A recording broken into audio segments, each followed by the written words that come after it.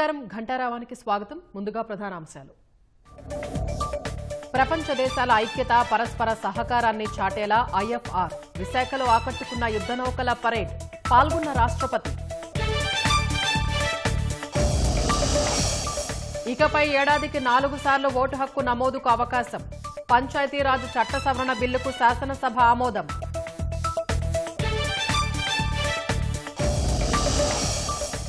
కల్తీ నెయ్యి వివాదంపై రెండో రోజు మండలిలో వాడివేడి చర్చ. భక్తుల మనోభావాల్ని వైసీపీ దెబ్బతీస్తోందన్న మంత్రి అనిత.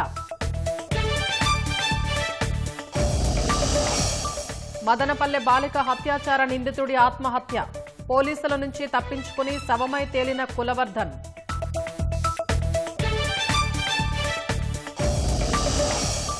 విడాకులు ఇచ్చిందన్న కోపంతో మాజీ భార్య హత్య. హైదరాబాద్ వనస్థలిపురంలో మొదటి భర్త దారుణం.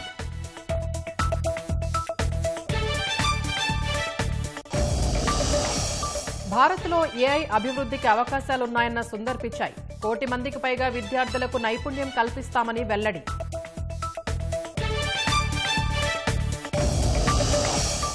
రష్యా నుంచి భారత్కు 40% పడిపోయిన దిగుమతులు. అమెరికా వాణిజ్య ఒప్పందంతో ముడి చమురుకు భారీ కోత.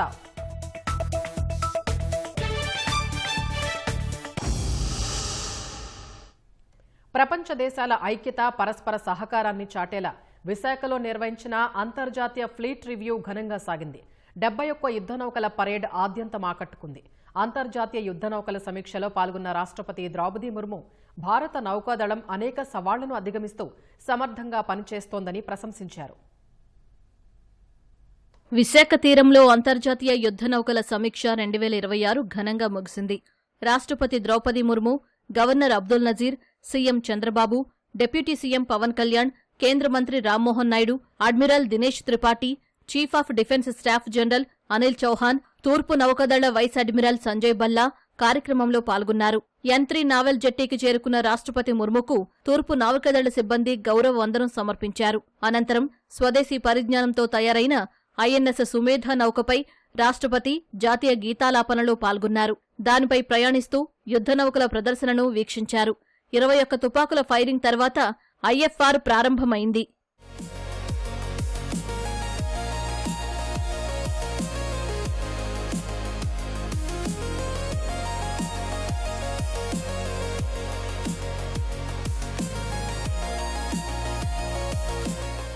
ఫ్లీట్ రివ్యూలో భాగంగా 71 వివిధ దేశాల యుద్ధ నౌకలతో నిర్వహించిన పరేడ్ ప్రత్యేక ఆకర్షణగా నిలిచింది. 6 వరుసల్లో జరిగిన పరేడ్లో రష్యా, ఆస్ట్రేలియా, యుఏఈ నుంచి వచ్చిన 19 విదేశీ నౌకలతో పాటు భారత్కు చెందిన ఐఎన్ఎస్ విక్రాంత్తో పాటు పలు యుద్ధ నౌకలు, జలాంతర్గాములు, 45 కోస్ట్ గార్డ్, మర్చెంట్ నేవీ, పరిశోధన నౌకలు భాగమయ్యాయి.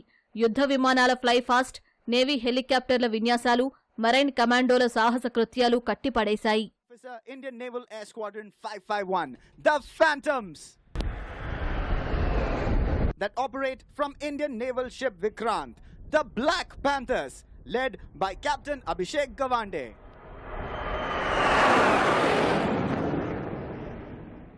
యుద్ధ నౌకల పరేడ్, నౌకా విన్యాసాలను తిలకించిన అనంతరం ప్రసంగించిన రాష్ట్రపతి ద్రౌపది ముర్ము ఐఎఫ్ఆర్ ప్రపంచ దేశాల ఐక్యతకు, పరస్పర గౌరవానికి ప్రతీకగా నిలిచిందని కొనియాడారు.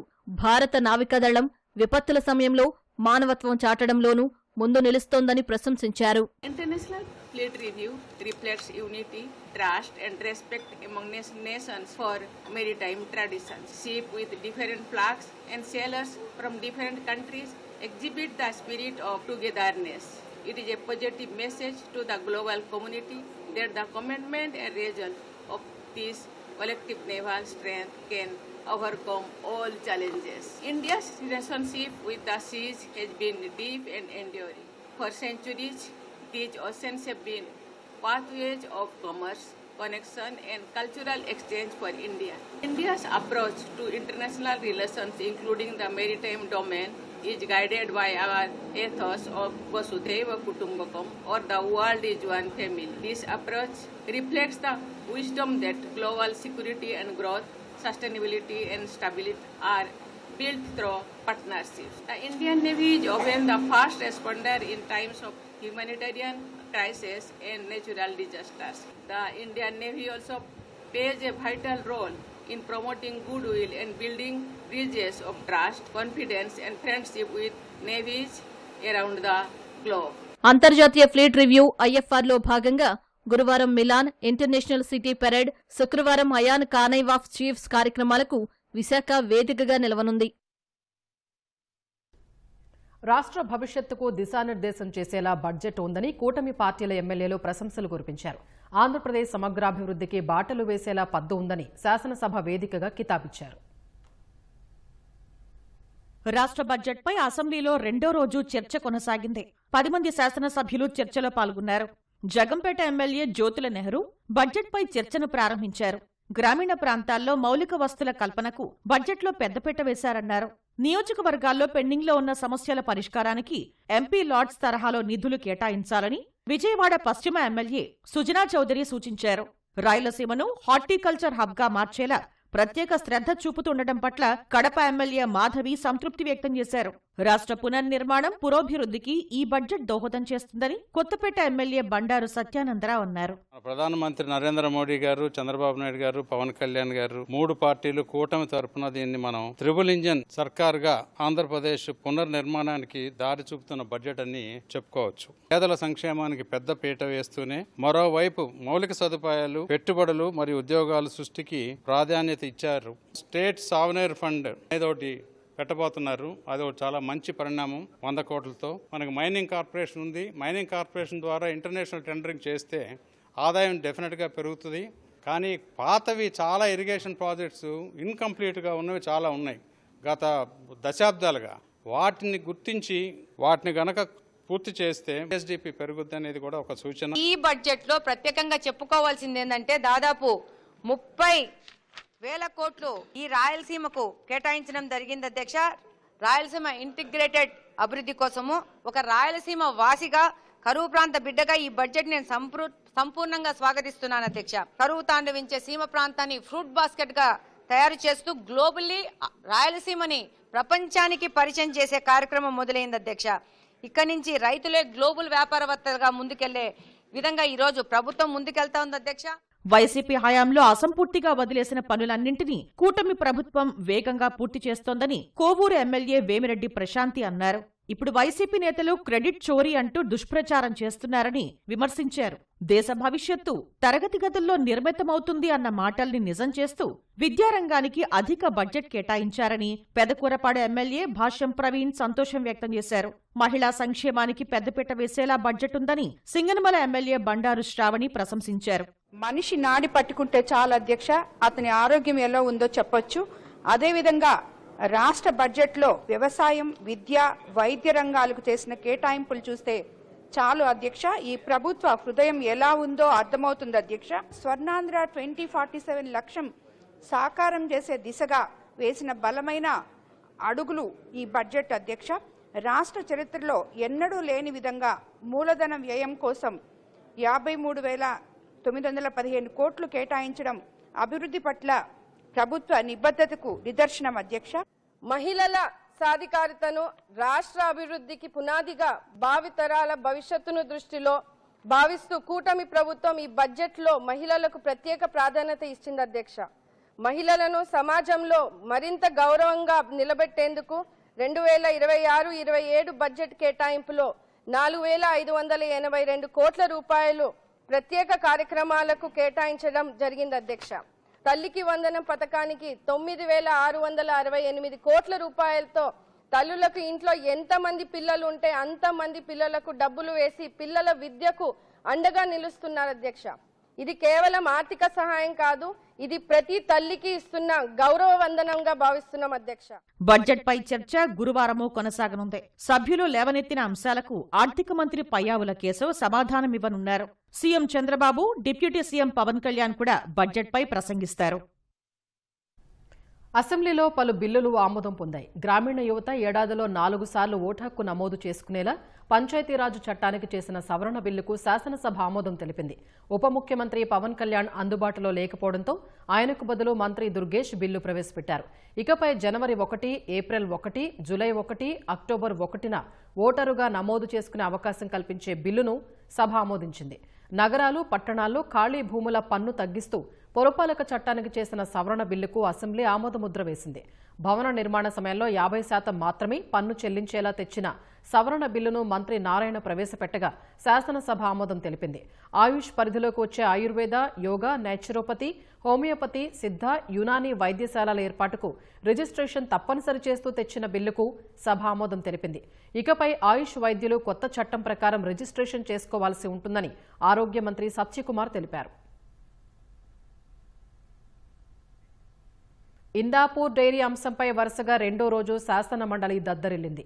ఈ అంశంపై చర్చించాలంటూ వైసీపీ ఎమ్మెల్సీలు రమేష్ యాదవ్, ఆర్జే భరత్, సిపాయి సుబ్రహ్మణ్యం ఇచ్చిన వాయిదా తీర్మానాన్ని మండలి చైర్మన్ తిరస్కరించారు. శ్రీవారి లడ్డూ కల్తీపై చర్చించాలని ఎమ్మెల్సీ బల్లి కళ్యాణ చక్రవర్తి ఇచ్చిన మరో వాయిదా తీర్మానాన్ని తిరస్కరిస్తున్నట్లు ప్రకటించారు. అనంతరం ప్రశ్నోత్తరాలు చేపట్టగా వాయిదా తీర్మానాలపై చర్చించాలంటూ వైసీపీ సభ్యులు ఆందోళనకు దిగారు. పోడియం వద్దకు వెళ్లి ప్లకార్డులు ప్రదర్శిస్తూ నినాదాలు చేశారు. ఈ పరిస్థితుల్లో సభను కాసేపు వాయిదా వేస్తున్నట్లు మండలి చైర్మన్ ప్రకటించారు. తిరిగి సభ ప్రారంభం కాగానే ప్రశ్నోత్తరాలు ముగిసినట్లు ప్రకటించిన చైర్మన్ ప్రత్యేక అంశాల ప్రస్తావనకు సభ్యులకు అవకాశం ఇచ్చారు. దీన్ని కూడా వైసీపీ సభ్యులు అడ్డుకున్నారు. పోడియం వద్దకు వెళ్లి ఆందోళన కొనసాగించారు. వైసీపీ సభ్యుల తీరుపై హోంమంత్రి అనిత తీవ్రస్థాయిలో మండిపడ్డారు. రాజకీయాల కోసం దేవుడిని వాడుకుంటున్నారని దుయ్యబట్టారు.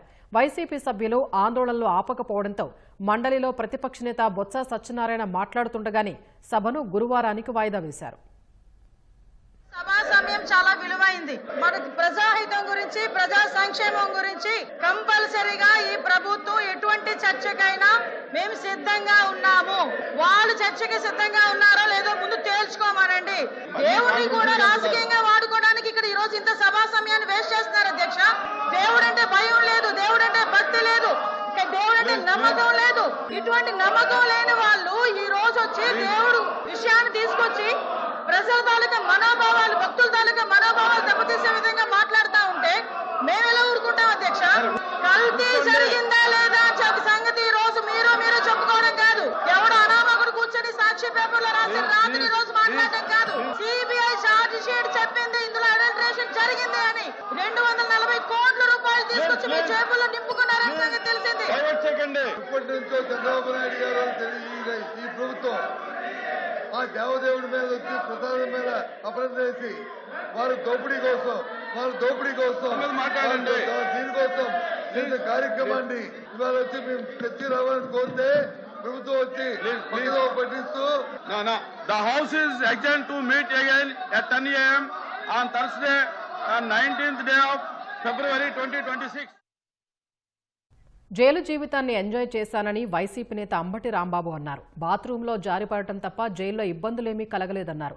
బెయిలబుల్ కేసుల్లో కక్షపూరితంగా జైల్లో పెట్టారన్న రాంబాబు అయినా తగ్గేది లేదన్నారు. విడుదల సందర్భంగా వైసీపీ నేతలు, కార్యకర్తలు తరలివచ్చి అంబటికి సంఘీభావం తెలిపారు. ర్యాలీగా ఆయన వెంట సాగారు. సీఎంపై అసభ్య వ్యాఖ్యలు సహా పోలీసులపై జులుం ప్రదర్శించడం, సత్తెనపల్లిలో సంక్రాంతి లక్కీ డ్రా అక్రమాల కేసులో 18 రోజుల పాటు రాజమహేంద్రవరం సెంట్రల్ జైల్లో అంబటి రాంబాబు రిమాండ్ ఖైదీగా ఉన్నారు. వెళ్ళేటప్పుడు సంతోషమే, వచ్చేటప్పుడు సంతోషమే. 18 రోజులు నన్ను జైల్లో పెడితే నేను భయపడతాననుకున్నారేమో. భయపడే ప్రశ్న ఈ అంబటి రాంబాబుకు ఉద్భవించదని మనవి చేస్తున్నాను. ఎక్కడో దొరికాను, లోపల పెట్టారు, చూద్దాం. Time will come again. Jail జీవితాన్ని నేను అనుకోకండి, ఎంజాయ్ చేశాను. ఎంత కఠినంగా ఉన్నా ఎంజాయ్ చేశాను.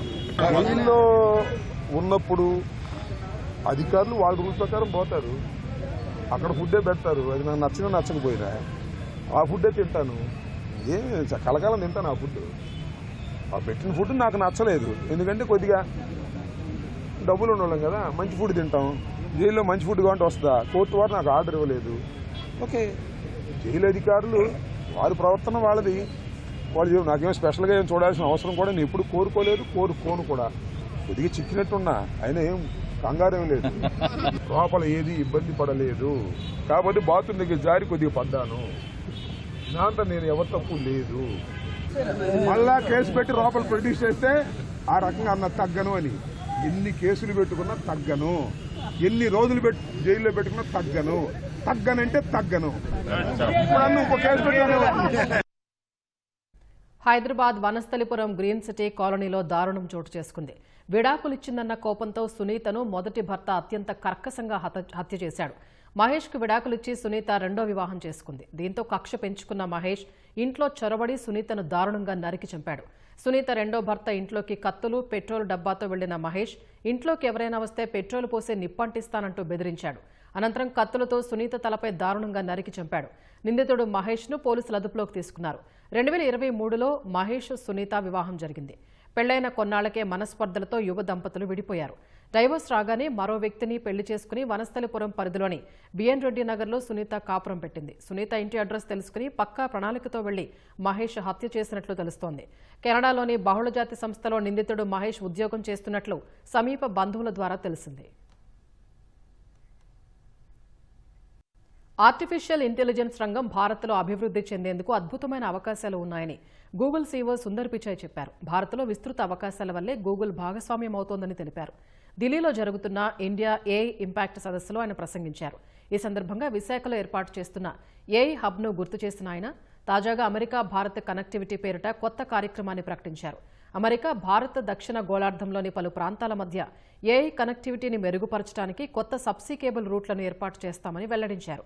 మరోవైపు ఏఐ ద్వారా అనేక ప్రయోజనాలు ఉన్నట్లు వివరించిన సుందర్ పిచాయ్ ఆరోగ్య సంరక్షణ, డయాగ్నోస్టిక్స్ ను మెరుగుపరచడం నుంచి రైతులకు రియల్ టైం అలర్టులు అందించడం వరకు అనేక సమస్యల్ని పరిష్కరించవచ్చని వివరించారు. భారతదేశ వైవిధ్యం, భాషా వ్యవస్థ, బలమైన డిజిటల్ పబ్లిక్ ఇన్ఫ్రాస్ట్రక్చర్ నూతన ఆవిష్కరణలకు శక్తివంతమైన పునాది అని పేర్కొన్నారు. ఏఐ వినియోగంలో విశ్వాసం, భద్రత, సమగ్రతకు ప్రాధాన్యం ఇవ్వాలని సుందర్ పిచాయ్ సూచించారు.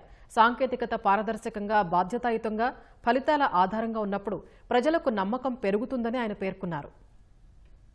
Gemini app, our personal AI assistant, is growing rapidly across the world, and India is among our largest markets. It's available in 10 languages spoken in India. Underlying this progress is our world-class infrastructure. Last year, we announced a $15 billion AI hub in Vizag. This hub will house gigawatt-scale compute and a new international subsea cable gateway. When finished, it will bring jobs and the benefits of cutting-edge AI to people and businesses across India. Building on this, today we are announcing the India-America Connect initiative, which will deliver new subsea cable routes to increase AI connectivity between the US, India, and multiple locations across the Southern Hemisphere. To take advantage of the opportunities this infrastructure creates, we must also invest in people and skilling, which is why we are announcing some of our most ambitious skilling programs yet. This includes a new Google AI professional certificate program to help people master AI in their work. In India, we are partnering with Vadvani AI to reach students and early career professionals. It will be available in English and Hindi with more Indian languages to follow. Engineering దిగ్గజం L&T ప్రముఖ AI chip తయారీ సంస్థ ఎన్విడియాతో కలిసి భారత్లో gigawatt స్థాయి AI factory మౌలిక సదుపాయాలను నిర్మించడానికి ముందుకొచ్చింది. భారత్ను ప్రపంచ ఏఐ శక్తిగా తీర్చిదిద్దడమే లక్ష్యంగా ఈ జాయింట్ వెంచర్ ప్రకటిస్తున్నట్లు వెల్లడించింది. ఇందులో జీపీయూలు, సిపియూలు, నెట్వర్కింగ్, యాక్సిలరేటెడ్ స్టోరేజ్ ప్లాట్ఫామ్లు, NVIDIA AI enterprise software stack, rapid, secure AI adoption కోసం రిఫరెన్స్ ఆర్కిటెక్చర్లు ఉంటాయని తెలిపింది. ఈ వెంచర్లో ఏఐ రెడీ డేటా సెంటర్ మౌలిక సదుపాయాలు, అడ్వాన్స్డ్ కంప్యూటింగ్ ప్లాట్ఫామ్లను అభివృద్ధి చేస్తామని బీఎస్ఈకి సమర్పించిన ఫైలింగ్లో ఎల్ఎన్టీ తెలిపింది. భారత్ను వ్యూహాత్మక హబ్గా ఉపయోగించుకుని పెద్ద ఎత్తున ఏఐలో పెట్టుబడులు పెట్టేందుకు చూస్తున్న సంస్థలకు సేవలందిస్తామని పేర్కొంది. ఈ జాయింట్ వెంచర్ ఏఐ రంగంలో భారతదేశ వృద్ధికి శక్తినిస్తుందని ఎన్విడియా సీఈఓ జెన్సెన్ హువాంగ్ అన్నారు. ఇండియా ఏఐ విజన్ను సాకారం చేయడంలో సహాయపడుతుందని పేర్కొన్నారు. రష్యా నుంచి భారత్కు దిగుమతయ్యే వస్తువులు ఈ ఏడాది జనవరిలో 40.48% పడిపోయాయి. ఇందులో రష్యా ముడి చమురుకు భారీ కోత పడింది. భారత్లోని శుద్ధి కర్మాగారాలు రష్యా ముడి చమురు కొనుగోళ్లను భారీగా తగ్గించడంతో ఈ పరిణామాలు జరిగినట్లు తెలుస్తోంది. గతేడాది జనవరిలో $4.81 బిలియన్ వస్తువుల్ని రష్యా నుంచి భారత్ దిగుమతి చేసుకుంది. ఈ ఏడాది అది $2.86 బిలియన్ పరిమితమైంది. 2022 నుంచి భారీ తగ్గింపు ధరతో ముడి చమురు దిగుమతుల్ని రష్యా ఆఫర్ చేసింది. అప్పటి నుంచి భారత్లో ఈ దిగుమతులు గణనీయంగా పెరిగాయి. అయితే రష్యాపై పాశ్చాత్య దేశాల ఆంక్షలు, ఒత్తిడి పెరగటం, అమెరికాతో వాణిజ్య చర్చలు కొనసాగుతున్న క్రమంలో ఇటీవలి కాలంలో ఈ కొనుగోళ్లు మందగించినట్లు తెలుస్తోంది. ఇటీవల భారత్, అమెరికా మధ్య మధ్యంతర వాణిజ్య ఒప్పందం కుదిరింది. ఇందులో రష్యా ముడి చమురు కొనుగోలుపై ప్రధానంగా చర్చలు జరిగినట్లు సమాచారం. మాస్కో చమురు దిగుమతి చేసుకోమని భారత్ తమకు హామీ ఇచ్చిందని అమెరికా ప్రకటించింది. అయితే దేశీయ ప్రయోజనాలకు అనుగుణంగా నిర్ణయాలు తీసుకుంటామని భారత్ స్పష్టం చేసింది. కెనడా గతేడాది దాదాపు 18,000 మంది విదేశీయుల్ని తిప్పి పంపగా అందులో 2,800 మంది భారతీయులు ఉన్నారు. ఈ మేరకు కెనడియన్ బోర్డర్ సర్వీసెస్ ఏజెన్సీ వివరాలు వెల్లడించింది. జాతీయ భద్రతకు ముప్పు, మానవ హక్కుల ఉల్లంఘన, వ్యవస్థీకృత నేరాలు, శరణార్థి నిబంధనల ఉల్లంఘన వంటి కారణాలతో తిప్పి పంపినట్లు తెలిపింది. సరైన పత్రాలు లేకపోవడం, క్రిమినల్ కేసులు, వీసా ఉల్లంఘనకు పాల్పడే వారిపై కఠిన చర్యలు తీసుకుంటున్న కెనడా ఏటా వేలాది మందిని వెనక్కి పంపిస్తోంది. గతేడాది తొలి 10 నెలల కాలంలో దాదాపు 18,785 మంది విదేశీయులను వెనక్కి పంపించింది. మరో 29,542 మందిని వెనక్కి పంపించే ప్రక్రియ కొనసాగుతున్నట్లు కెనడియన్ బోర్డర్ సర్వీసెస్ ఏజెన్సీ నివేదిక వెల్లడించింది.